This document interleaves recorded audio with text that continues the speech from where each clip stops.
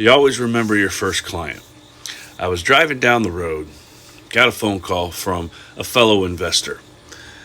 Had my license about 2 weeks, 3 weeks. Had some people interested in looking some houses and going through the buying process, but I hadn't had anybody pull the trigger yet.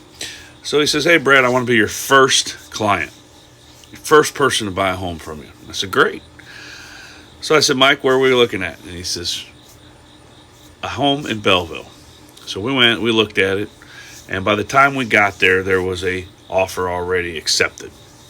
Loved the house. He wanted to do a flip on the home, and all he had to do was get it under contract. Well, at the time, there was a contract, and I said, "Hey, what about putting a backup offer? You never know."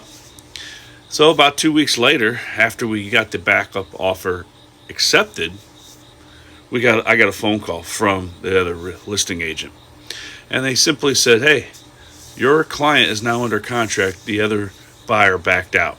Of course, I asked why. They said something about financing. So I immediately called, happiest phone call I've had in a long time, and said, "Hey, Mike, we're under contract." And of course, he got excited.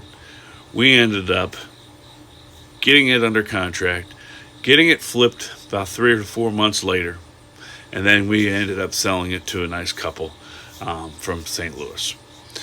But the moral of the story is that we literally put a backup offer in, and it worked. So don't be afraid to put in a backup offer, because the way the market is now, anything can happen. Hope this story resonates with you.